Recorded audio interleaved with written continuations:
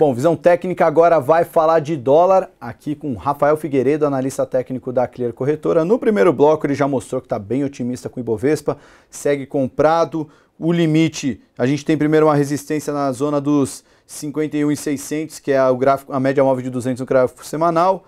Tem um limite, entre aspas, nos 53.700, que é a projeção do rally eleitoral, e só vai ficar desanimado se a gente perder os 46 mil pontos, 46 mil pontos, que é o fundo anterior. Agora a gente vai falar de dólar. Eu queria saber do Figueiredo. Primeiro, eu quero que você faça sua análise e eu já vou mandar uma pergunta bem polêmica, que um analista que costuma dar muita polêmica aqui no Visão Técnica soltou hoje uma análise daquelas que provavelmente muita gente já deve ter dado o que falar. Mas, bom, primeiro sua análise e depois eu faço as perguntas, Figueiredo. Bom, vamos nessa. O dólar, enfim, ele está acompanhando bem de perto algumas questões que não são pura e simplesmente a melhora da Bolsa, né? Muita gente está aquela coisa, a Bolsa está melhorando, então o dólar tem que cair. Não é exatamente isso. Eu acho que tem umas coisas mais interessantes e com foco, como, por exemplo, a curva de juros mais longa, janeiro 21, despencou. O CDS, que é aquele seguro do risco país Brasil, despencou. A inflação hoje, medida pelo IBGE, veio abaixo do esperado. Isso também acaba fazendo um movimento que se retroalimenta. Inflação melhor, a curva de juros cai. Se a curva de juros cai, o dólar também cai. Se o dólar está caindo é porque também tende a não pressionar mais a inflação e, portanto, o movimento se retroalimenta.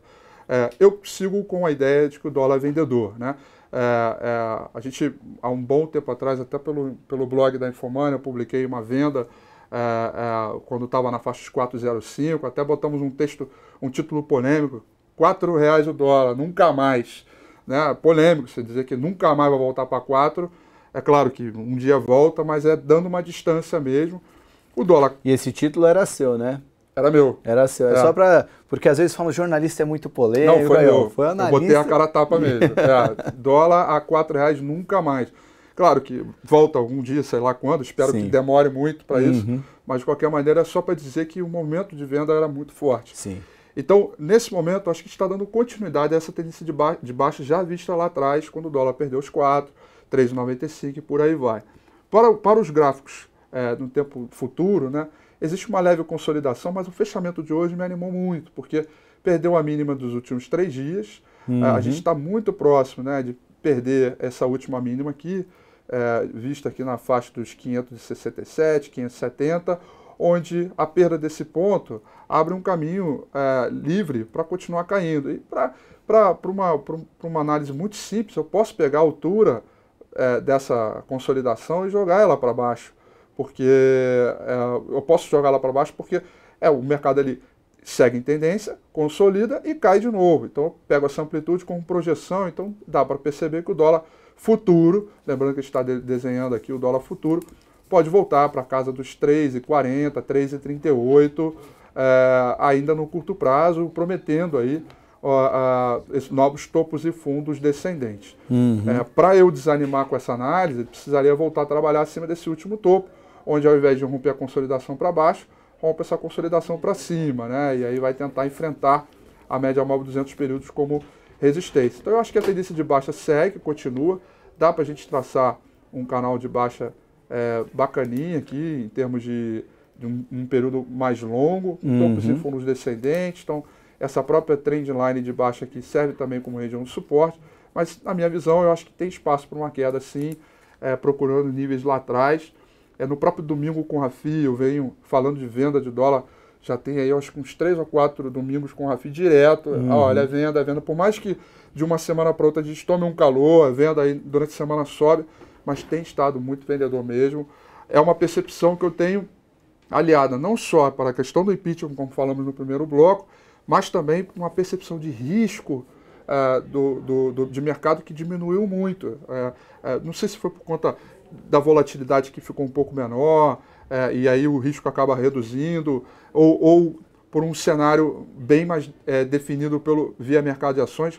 Eu ainda não encontrei a grande questão sobre a perspectiva de risco. Ela diminuiu demais, de CDS de 5 anos.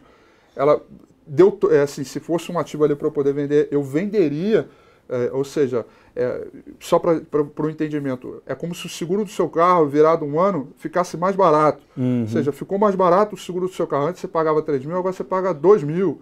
para o mesmo sinistro, para a mesma apólice, etc. Então, a percepção ficou um pouco melhor. Quer dizer, é o mercado engajado numa mudança de perspectiva econômica, indo na frente dessa mudança. Então, e aí, assim, para encerrar também uma coisa que eu lembrei, não tem saído muito os swaps cambiais reversos, que são compras de dólar por parte do Banco Central. Ele vai lá, oferta 20 mil, sai 3 mil, sai 8 mil. Quer dizer, não tem saído muito ali.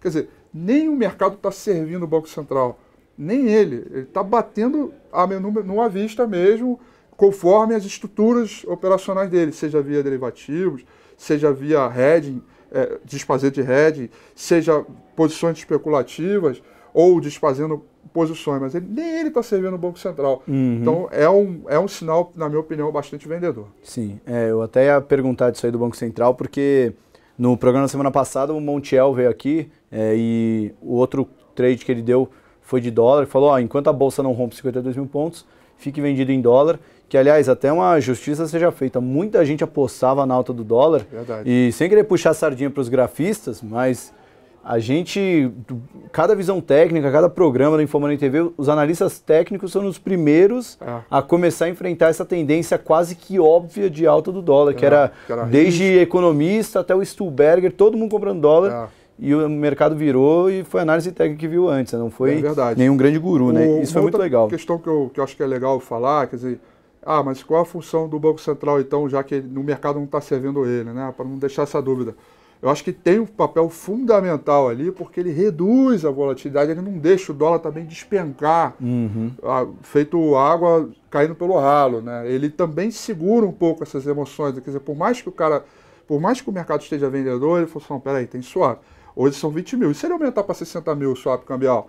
Então, o mercado ele também age com certa cautela. Então, a função dele, neste momento, está sendo muito boa, que é prover liquidez e diminuir essa grande volatilidade, o que para o agente do mercado é muito bom.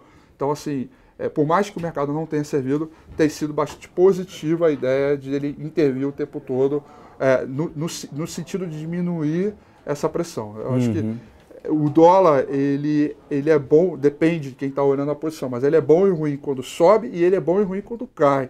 Então, o Banco Central ele precisa atenuar as duas posições sempre. Então, ainda que não sirva, ele está fazendo um bom papel ali. Legal. Bom, de dólar vale a pena mencionar também um ponto positivo, que até um gestor que a gente conversou essa semana falou que o Brasil nunca teve tanta colher de chá quanto a isso, que foi política monetária nos Estados Unidos, né? Acho que esse adiamento da alta de juros, que já era projetado 4 altas nesse ano, agora estão falando de 2, e olha lá, isso deu uma bela colher de chá para uma economia que está tão desmilinguida como a brasileira, né, Figueiredo? Agora, só para fechar o bloco, o analista Thiago Missaca, sempre que vem aqui no Visão Técnica, costuma dar muita audiência, ele tem sempre trades um pouco apocalípticos, vamos dizer, mas agora ele está um apocalipse do bem, né? Ele está vendido em dólar, ele abriu uma posição de venda em março, está indo bem nisso aí, ele usa análise quantitativa, né? Então é algo meramente estatístico, não tem nada de emocional, tudo na metodologia que ele segue, e o objetivo dessa operação dele é 266. Como é que você enxerga um trade tão longo assim para um contrato tão volátil como o dólar?